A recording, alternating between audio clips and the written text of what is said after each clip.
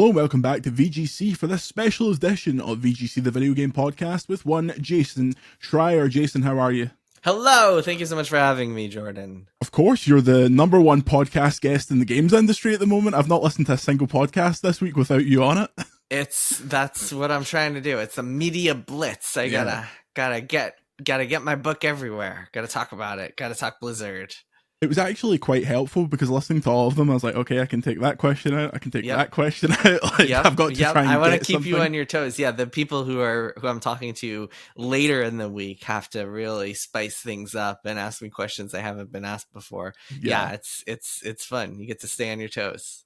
It's going to be far more introspective about the process of book writing and things like that. Sure. It's going to be nothing about Blizzard whatsoever. I'll talk about whatever at this point. I mean, my brain is mush, so hopefully I can say something coherent. Yeah. So we are chatting about Play Nice, The Rise, Fall and Future of Blizzard, which is out October 8th, the day that you are listening to this. It's available all good book retailers.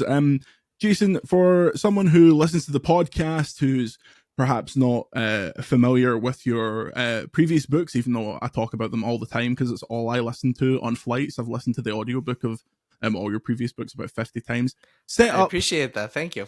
Of course, I mean, with Audible, I presume you get about 5 pence for every single time I add that to my subscription. Something like that. Yeah, the money. I mean, I'll tell you this, Jordan. Nobody goes into book writing for money. Like, if you want to make money, there are a lot of easier and more practical careers. Books do not make money. I think both of my previous books have been bestsellers. Hopefully this one will be a bestseller. And so they've sold extraordinarily well. And still, I mean, I haven't quit my day job. So, I mean, I think that speaks to what books. If I like calculate the amount of time I've spent on this book and kind of take the advance that I got for it and divide the hours, it's depressing. It's like, I mean, five pence an hour. I mean, it might actually be that. It's pretty bleak. So needless to say, I don't do this to make money. And if I did, it would not be very smart. And what is this time? Tell us a little bit about Play Nice. Sure. So my last 2 books were both about the video game industry. They were both anthologies of stories. The first book, Bloodstone Pixels, was about game development stories and a collection of them. The second book, Press Reset, was about video game studio shutdown stories and what happened to people afterwards and how they recovered.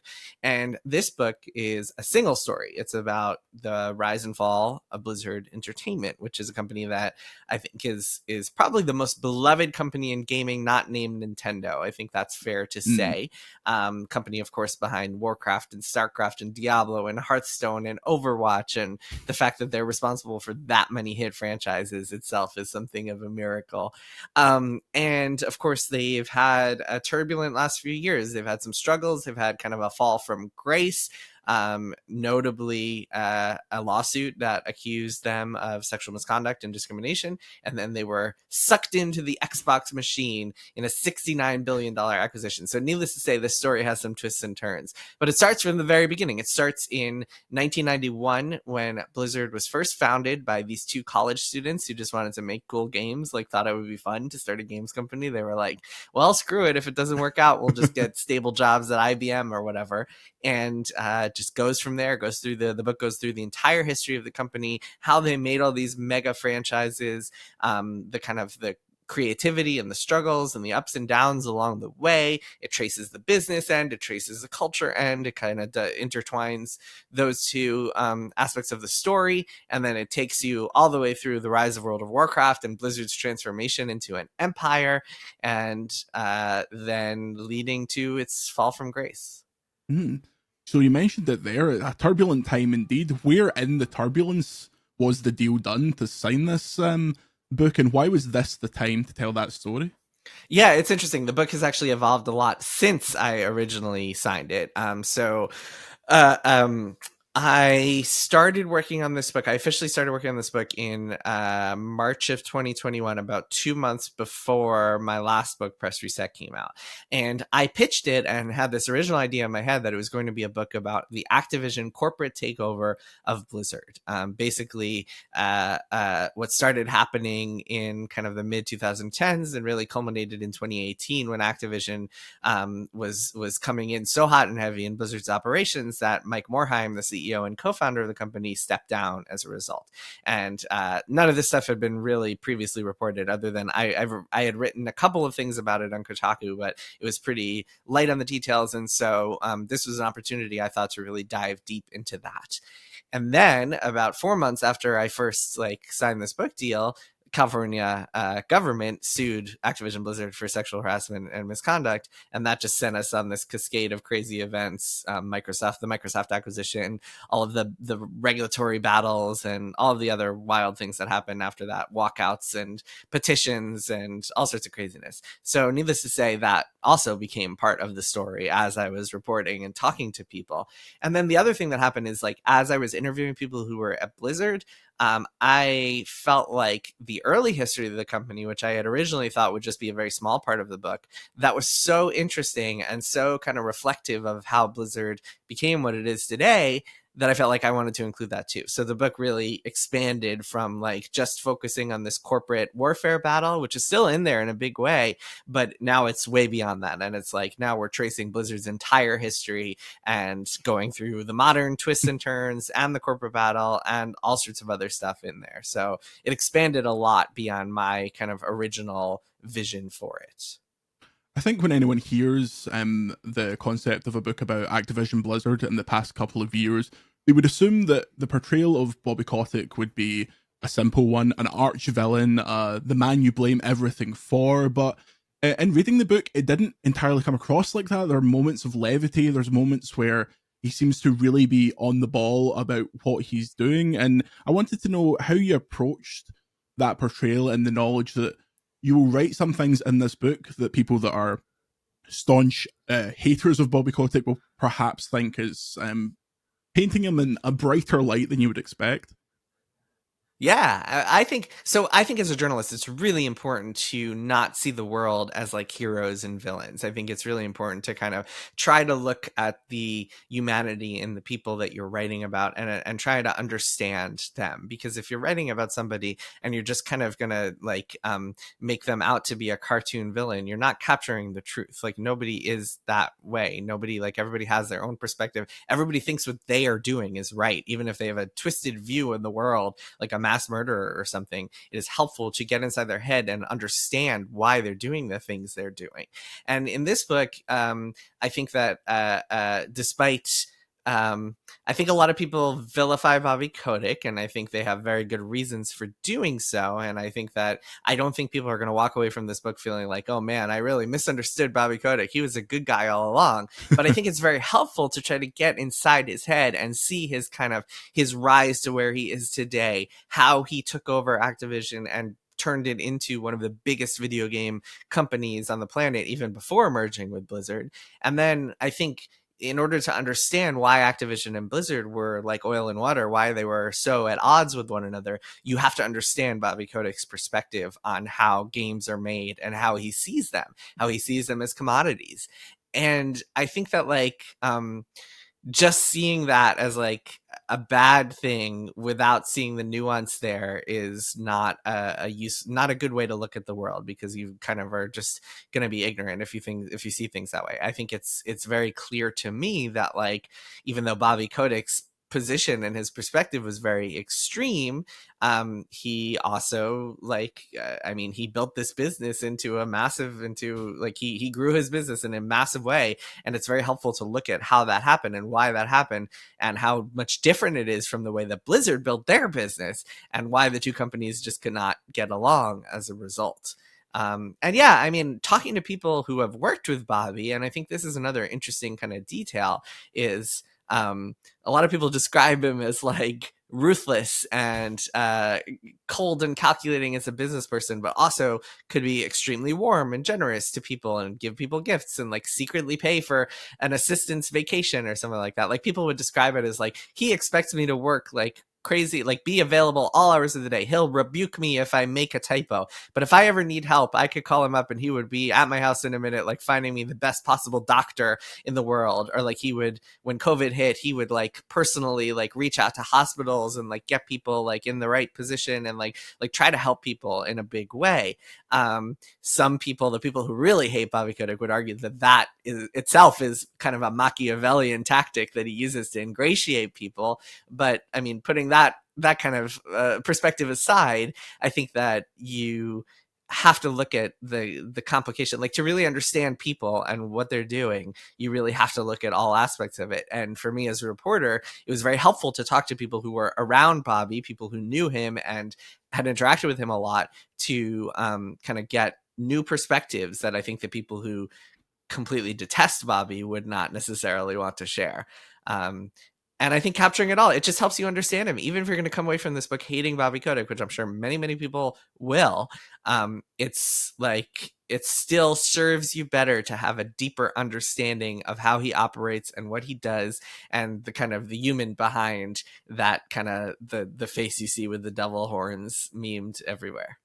Do you feel like you got close to the real person, or was it always experience based on the C-suite Bobby Kotick? Did you get some more kind of intimate, personal moments like you mentioned there? Yeah, I don't know. I mean, I think I'll let readers judge for themselves from the book, like his portrayal and Mike Morhaim's portrayal, and really all the characters in the book and how they were portrayed. But I'm just glad that I was able to add, like, if there's one takeaway I want people to have from this book, other than just kind of like and being entertained and informed about the Blizzard story. One takeaway that I hope people have is that like every single thing is more complicated than it seems. The business story is always more complicated than it seems. The development story is always more complicated than it seems. The sexual misconduct story, way more complicated than it seems. And turns out that California lawsuit that everybody cited and talked about all the time is full of flaws and was sloppy and misleading and really harmed a lot of people because it had so many issues. So I think getting at that complexity is something that a book can do that is much harder to do in kind of like a short news article on the internet, or even worse, a tweet, because I just don't think people are like that interested in reading. Like people are more interested in the headlines and the splashy stories and the Cosby suite of it all, rather than the full picture, which is a lot more complicated and nuanced. Recently, a lot of people have been kind of talking about some comments I made in a Reddit AMA the other day about Overwatch 2 and how there was this big struggle between the Overwatch team and Activision. And there was this fundamental tension between how big the size of the team should be. Activision was pressuring the Overwatch team to hire more people, to start a second team, because they had so much work to do. They had to work on Overwatch 1 content, they had to work on Overwatch 2, and they had to work on Overwatch League.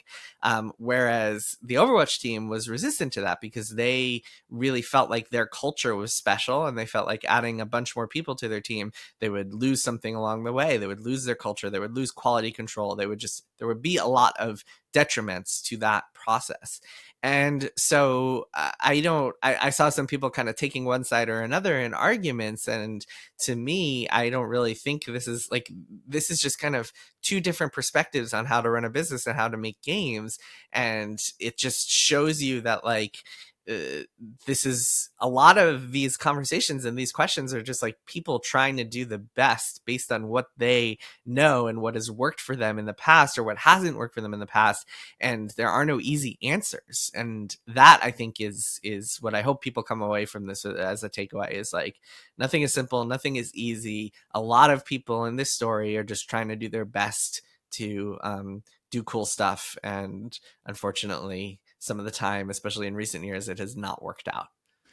Speaking of simple answers, I feel like when you present a story as the rise and fall, people will give you where they think the fall is, and I think where the fall is in this book is pretty interesting. Could you set up kind of the structure of the book and why you decided to make the fall where it is? Yes, I'm glad you asked about this. This is a fun topic for me. So, okay, so the book is in three acts: Rise, Fall, and Future, just like the kind of the subtitle of the book's title. And Act 1 is Rise, Act 2 is Fall, Act 3 is Future, and Act 2 begins just as like World of Warcraft is coming out. And so when I was sending out copies of the book to early readers, we do the like book, we call it beta readers, kind of like beta testers. So I sent it out to a few readers, got some feedback, very helpful. It was great hearing all their perspectives.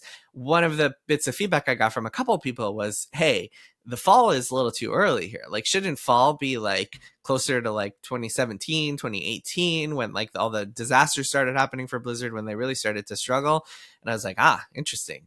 No, it should not. It is exactly where it needs to be. Because to me, the story of Blizzard is a story of a company that was making hit after hit after hit and finding success in steady growth. And then it accidentally made the biggest game on the planet, the most lucrative game on the planet, in World of Warcraft. And that irreversibly changed the company. And that to me is, if you're trying to trace back where Blizzard's problems started, I mean, you could argue that Blizzard had problems from the very beginning, and the book gets into plenty of those. But like, if you're trying to figure out where Blizzard transformed from kind of the company that people really loved in the 90s and early 2000s, I think World of Warcraft is that point. And don't get me wrong, World of Warcraft, I mean, incredible game, has pleased millions of people, has brought people together, has led to people meeting their spouses and lifelong friends and stuff like that. But it also just became like it vacuumed everybody's attention at the company. It transformed the company. Within a few years after releasing that game, Blizzard went from a company that was hundreds of people to a company that was thousands of people. That completely changed the nature of the company. On top of that, like for a while, they put everything aside to just work on World of Warcraft. At a certain point, it was kind of like, well, we have this game that makes hundreds of millions of dollars in revenue per year. Why are we bothering with these other things? And if you look at the history of Blizzard in this book, there are different kind of pressure points where like things got canceled or almost got canceled because the allure of World of Warcraft was too high. I'll give you a good example. Hearthstone was developed by a team of 15 people and like kind of squirreled away, making their own thing. And that game was almost canceled several times. There was pressure from above, not just from Activision executives, but even within Blizzard. There was this belief that, like, why are we working on this stupid little card game thing when those people who are very talented could just be working on World of Warcraft and helping us make expansions for World of Warcraft more quickly, which is our guaranteed moneymaker. This is like the future of the company. Why aren't we doing this? Of course, Hearthstone would go on to become this massive hit like that was its own massive revenue generator for Blizzard. So it would have been a real shame if it had gotten canceled. And that to me is a really good example. The other part of this equation is that before World of Warcraft, Blizzard was a company that would release a game and then maybe update it for a little while and then move on to the next one. Even as it was like releasing patches and stuff or an expansion, in most cases, it would move on to the next game. World of Warcraft is about to hit its 20-year anniversary. World of Warcraft never ended. And that was the transformation of Blizzard into like a service game company, which also just had major effects. And if you look at Blizzard right now, they have their three major games right now are World of Warcraft, Overwatch 2, and Diablo 4, all service games, all games that are meant to last forever. And sure, yeah, they're working on new projects too, but like this the Blizzard that was just coming out, or the new games that were just big hits every couple of years, that completely disappeared with World of Warcraft. In fact, an interesting fact is that in the 6 years before World of Warcraft, Blizzard released StarCraft 1998, Brood War after that, Diablo 2 2000, Diablo 2 Lord of Destruction 2001, Warcraft 3 Reign of Chaos 2003, Warcraft 3 Frozen Throne like around the same time. So all those games was in the 6 years before World of Warcraft. In the 6 years after World of Warcraft, Blizzard released The Burning Crusade and Wrath of the Lich King, both expansions to World of Warcraft. So it shows you how much that transformed the company. And I think if you're looking at where the fall is, yes, it was still making money. Yes, it was still on the upswing. Yes, it hadn't lost, its reputation hadn't been shattered yet. But this was the beginning of its transformation to what it would become later on and ultimately today. Do you think Blizzard perhaps struggled trying to capture that golden era just post WoW for too long and didn't adapt? Or was it a case of a company of that size making games on the scale they do, nailing something like that once is virtually impossible, and they got very lucky transferring Titan, which we'll talk about in a minute, into Overwatch? But what do you think was the real kind of stumbling block in this late 2010s, late 2000s, early 2010s era? Well, I wouldn't even say it was a stumbling block necessarily, because World of Warcraft was making so much money that they were growing like extraordinarily every year. I would say that just that amount of growth can really change the nature of a company in both good and bad ways. I mean, you had the good, which is company is making oodles of money. Many of the employees are benefiting from that. A lot of the top employees would like show up in the parking lot in sports cars. They got to pay off their mortgages with like just bonus checks from World of Warcraft. It was a good time to be a top employee at Blizzard.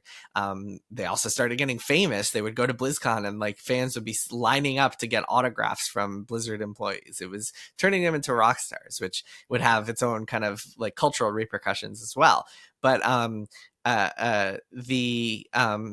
the kind of the struggles, I would say, or I wouldn't even call it struggles. It's just a transformation. It's like the company just completely became a different company almost overnight. It became, instead of Blizzard, the kind of the Pixar of video games that was releasing all these different hits and all these different franchises, all these sequels and expansions and like cool new stuff that players were super stoked about. They became the World of Warcraft company for a while. And that is all good and well if you're into World of Warcraft, if you're like and making money as they were, but it's just very different than the Blizzard that existed before World of Warcraft came out. Yeah, I think the book gives a good it gives a good reality check in terms of people who are still familiar with Blizzard. Because when I think of Blizzard, I still think of the beloved a Blizzard games coming out, people are taking weeks off work kind of studio, but that certainly is not the case anymore. I referenced Titan there briefly, and I don't I obviously don't want to spoil any chapters in the book, and we don't have 50 hours, so we can't get into the minutia of absolutely everything. But Titan is a name that people familiar with games writing have probably heard over the years, but aren't super clued up on it. Can you give us a brief Overwatch, if you will, into what Titan was and what became of that game? Sure, yeah. So Titan was this idea at Blizzard that like, hey, World of Warcraft is great, but we want to start something that is going to be the next big thing. We want the World of Warcraft successor, and it was kind of the next big MMO from Blizzard. It would be. At first, fun fact, they were like thinking about like, should we do a World of Starcraft? But they ultimately decided it wasn't going to work for various reasons.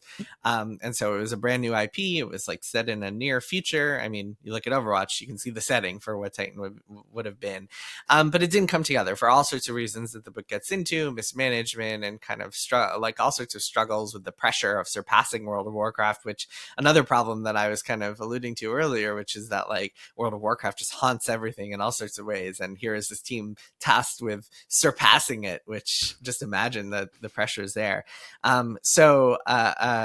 That falls apart. It is canceled in 2013, which is the first domino to fall in this cascade of events that leads to Activision really taking over the company in a big way. But it also, a small team kind of stays behind, and they're like, look, this game didn't work.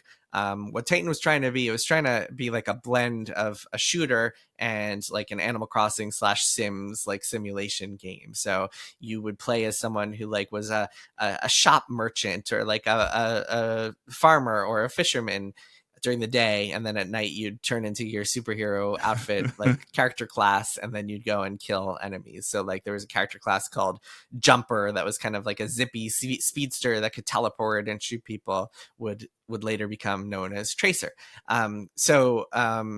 They decided, hey, the shooting part, there's some good stuff here. Why don't we take that and turn that into its own game? And so this small team led by Jeff Kaplan went on to create what would be called Overwatch, and became a mega hit and a cultural phenomenon in its own right.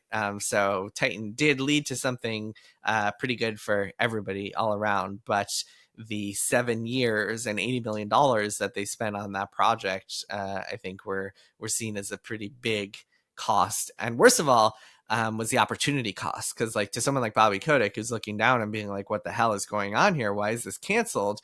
The idea of all these veteran talented staff at Blizzard working on something for 7 years that never comes to fruition, rather than working on World of Warcraft and other money makers, that I think was a pretty big blow to Blizzard at the time. Mm.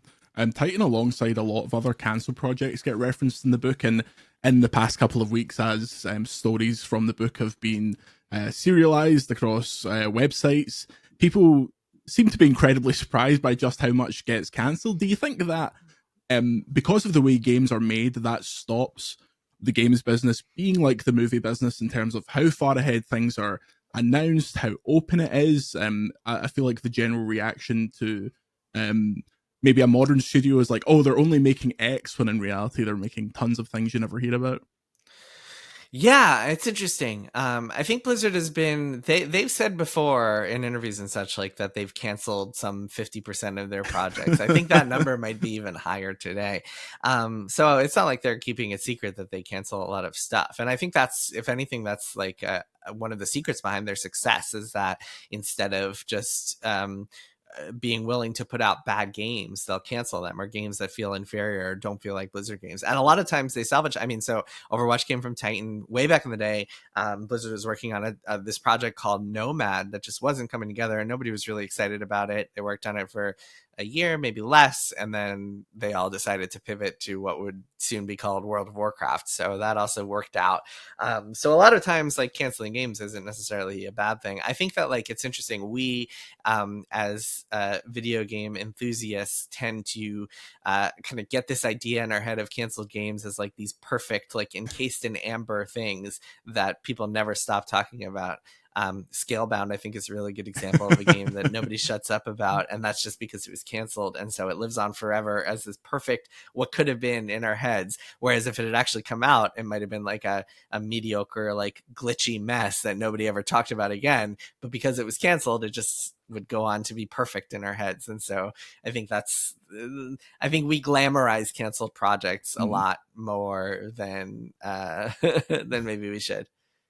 In terms of the stories in the book are interesting to me. In all of your books previously, I've found very adept at telling stories and the minutiae of games in a way that can appeal to both the hardcore and a kind of non-gaming audience. I was explaining it to someone in terms of, you see a 3-part Netflix documentary about this controversy in the world of like competitive volleyball, but as long as the story is told well, you're hooked in for like the entire time. And so where are you aiming these books? Have you had feedback from people that are not in the industry whatsoever, and how do they come across them? First of all, tell Netflix that they should do a 3-part series on this book, please. I would like that to happen. Um, yeah, it's interesting. I think the ultimate test is going to be my mother, because she Yeah. has not read my first 2 books. But if she reads this one and reads the whole thing and gets into it, then I'll be like, okay, this is a success. We'll see. My wife is always my first reader, and she's not super into games. She doesn't follow the gaming industry. She'll like, I got her a Switch and she plays Zelda on it, but like she doesn't care about games other than that. And so she'll give me helpful feedback and be like, okay, this I didn't understand, this I found interesting, this I didn't, and so on and so forth. But I do, to answer your question, I do target like non-gamer readers. I want this book to be appealing not just to Blizzard fans and hardcore enthusiasts, which it will be, I think, but also to just kind of your average business reader who is into just like compelling drama, like that book Bad Blood, or like The Social Network, or I think are good comps, and just like wants a really good business tale. And hopefully this is appealing to them as well. Hopefully they find it interesting, and my hope and expectation is that people will enjoy the book even if they've never played a Blizzard game before. Mm. And in the previous books, it was more multiple different stories from different developers about different games. Now this is entirely focused on one. Do you have any compulsion to go back to that more serialized approach, or what were some of the differences when you are so embedded in one studio for so long?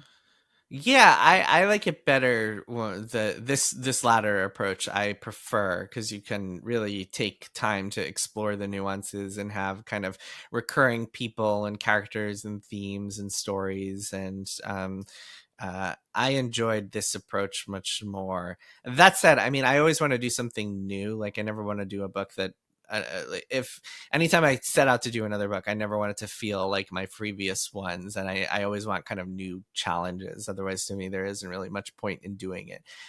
So if I were to do another book after this, I think it would just be something completely different. Like I can't imagine doing another book that is all a single company case study or anything like that. Mm. In part because there are a few other companies that'll have this many twists and turns and like have this good a story as the Blizzard. Like in many ways, I got very lucky with the Blizzard story just because it became so bonkers and just went in so many unexpected directions. And I think that people will find it really interesting.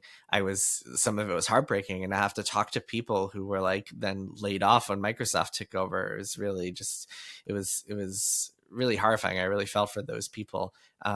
But I'm glad that this book gives me a place to tell their stories. And some people, like towards the end of the book, especially some people who like one person who moved to Irvine for a job at Blizzard only to be laid off when Microsoft took over, or like another person who was rooting for Microsoft to like for the acquisition to be approved by regulators every step of the way. He was like, man, because he was told, this guy towards the end of the book, he was told that this project he was working on would only be greenlit if Microsoft took over. So he was like, hell yeah, like I can't wait for this to happen. And then 3 months after Microsoft finalizes the acquisition, he gets laid off. So it's just heartbreaking stuff. And I'm really glad to be able to tell those stories and hopefully do them justice. But yeah, I mean, to get at your question, I can't imagine doing something that would be exactly the same. Maybe I'll change my mind in a few months or something. But like if I do another book, I think it'll be just a totally different way of storytelling. Mm. I wanted to close this section off by asking, is there a story or an anecdote from the book that's not like a cancelled game, none of this stuff that's been picked up like already, that's surprised you, or is like a favorite little story from the book for you? There's so many, man. There's so many good ones. Like, something that I always enjoy and try to include whenever possible is people's like origin stories, because so many people have these fascinating little anecdotes about how they wound up at a company like Blizzard. And for example, Ben Brode, who was one of the creators of Hearthstone, wound up being the public face of Hearthstone. Now he's the public face of Marvel Snap. His origin story is incredible. He was he was a big fan of Warcraft 3, and he was going to college at UC Irvine, and he learned from a friend that Blizzard Entertainment, their office was literally on his college campus, and he was like, what? Like mind blown. And he was like, oh my god, I would kill to work there. I love video games, I love Warcraft 3, like how can I make this happen? And so what he did was he wound up knowing someone who was in the QA department of Blizzard at the time. And so he had a job delivering pizzas for like a local pizza place. And so what he did was he got his buddy in QA to order pizzas during the night shift when Brode was on, and then Brode would like finagle it, so he was always the person to go deliver pizzas to Blizzard. And so every time he would come, he would schmooze with the people who work there and befriend them and like be like, hey, like, oh, it's a pizza guy, oh, it's Ben, like everybody knew him. And then when they opened up a job for a QA tester position, he applied, and hey, he knew the manager already, so he got the job. And so by delivering pizzas, he was able to finagle himself into Blizzard. And so stories like that, I think a lot of the headlines and aggregation and like the excerpts, a lot of people focus on some of the negatives, which are obviously really important and interesting. But some of the things that I like talking about that maybe won't get like big headlines on gaming websites are some of the just human stories behind so many games and so many people at Blizzard that I think are really interesting. And just finally on the book, before we have a couple of questions about the industry generally, how do you decide when to put a cap on it? I heard you mention on MinMax that you had to very quickly write an expanded final chapter, but I'm sure every time Blizzard comes up in the news, you're like, ah, oh, damn, that's an extra little bit, but you have to give it up at some point. No, I actually haven't felt that way, because to me, Oh. the story I was telling was one particular story. And it happened to span 33 years and like tell what I think is a pretty definitive look at Blizzard's history. But it's also one particular story about a particular era and about a particular group of people. And in fact, the way that I found to end it, I think is really narratively satisfying and brings it all full circle. And I won't spoil exactly how it ends, but I think it works really, really well, and I'm really happy with it. And so I would not, even if like something else crazy had happened like in May or something, I would not like delay the book and add more to it, because I actually think that I found the perfect ending spot for this particular story. And now, just briefly, on the before you go on the day job, we've been talking about this a lot recently with Andy and Chris String from GI. We're in this era now where half sentences on podcasts get amplified on Twitter, and then they dominate the news cycle. Where and kind of how, whether they're just getting into games or they've been following games coverage for a while, how should an audience be discerning where to get their news from, in your opinion? Great question. I mean, I think a lot of people just are getting their news from aggregate sites like Reset Era and Our Games and stuff like that, which makes sense because it's the easiest. I mean, one of the problems that gaming sites have is that they're also difficult to read because they're so clogged with ads and like mobile unfriendly. Like every time I try to read Kotaku on my phone like starts burning, and I have to just close. Like it's impossible to read. And so when I go to Our Games and it's just nice and clean and easy to see all these headlines, it makes for a much more pleasant reading experience. And I mean, there are a lot of problems and reasons for that. I won't, like, it's not like game site could feasibly turn into like a big aggregator and actually work like that. But I think there's a reason that so many people are taking to those. And then extrapolating further, I mean, I think that the people who are on Our Games, they're not trained journalists. Like they can decide however they want to like take a quote and leave out all the context and like make it seem like someone is saying that something they didn't actually say, or make it seem like someone is saying something definitive when they're just speculating or like teasing.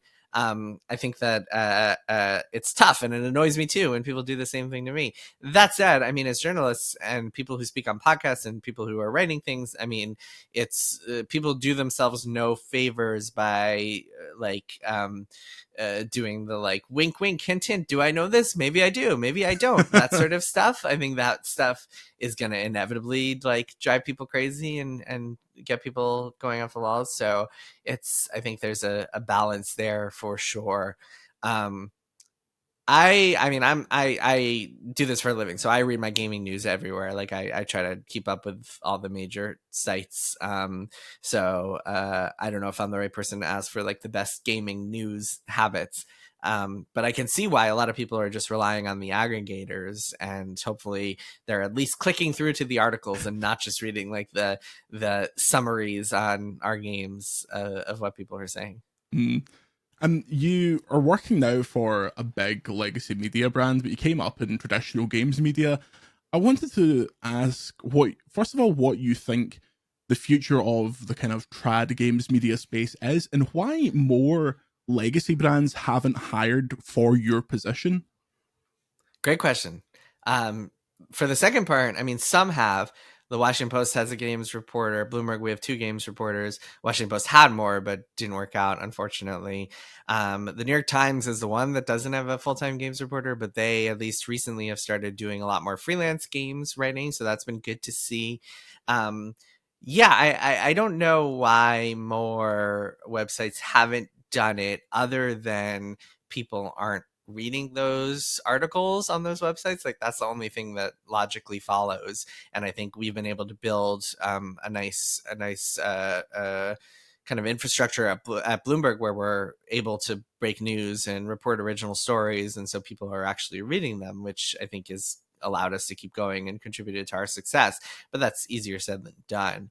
And then I mean, what do I think of traditional games? I mean, my answer is just incredibly bleak right now. Like I am very bearish, unfortunately, on the future of our career. And whenever someone asks me like, how do I get into games media? I'm always just like, no, do not, like, stay far, far away. Like, don't even try. It's not worth it at this point. It's like, it was barely viable when I came up 15 years ago, and now it's like impossible. It's not even a career path anymore. So yeah, it's really tragic. I mean, I think that people need to find a way, media needs to find a way to convince readers to pay for the product. And we have made this fatal mistake many years ago of, on the internet, conditioning people to think that news is free, and it's not. And I think everybody is suffering as a result of that.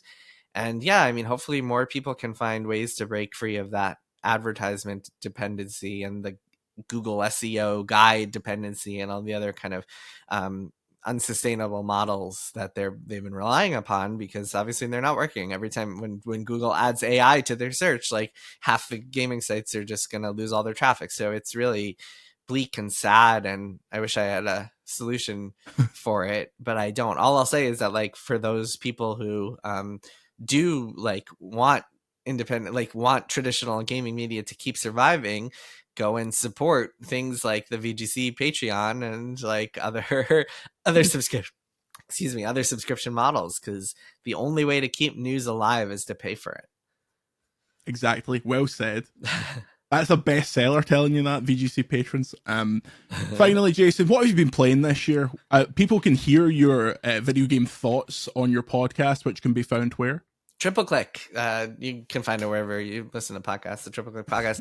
Yeah, this year, I mean, so right now I've been playing a bunch of Zelda, which has been a little underwhelming for me so far, but I'm hoping that I start liking it more soon. The combat is just so irritating, because you have to like navigate through fiddly menus and like summon a moblin who may or may not throw a spear in the right direction to actually kill someone, and you're just like, I wish I had a sword. I wish I had a sword that wasn't tied to a timer.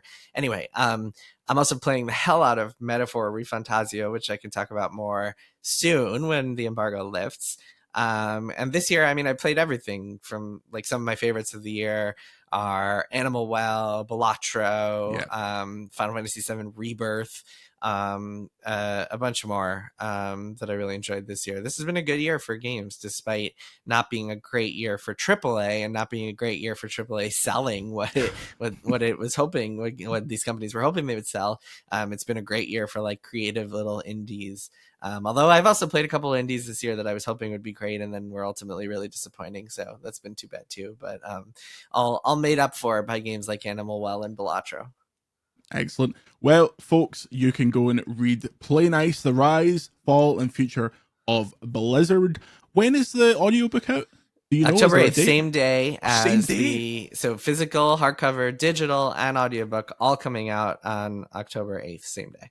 I have a hell of a lot of flights coming up, so that is music to my ears. I mean, you sent me the book, and I'm getting the audiobook through Audible. I feel like, do you have any merch or anything I can actually give you some money for at this point, because it's really getting out of hand? I'm telling you, man, like, money, like, don't worry about it. Bloomberg treats us well. Like, I'm fine. I'm doing fine. But like, books don't make money, so don't worry about, like, people always ask me like, hey, where can I buy the book to support you the most? And I'm just like, please do not worry about it. Like, it's books are, no matter where you buy it, it's like a difference of cents. So just get it. All I want is for people to read it and enjoy it, and I want for it to do well enough that I can keep writing more books if I want. So don't worry about the money. Books don't make money. Just go check out the book, because I think it's really cool and I think people will enjoy it.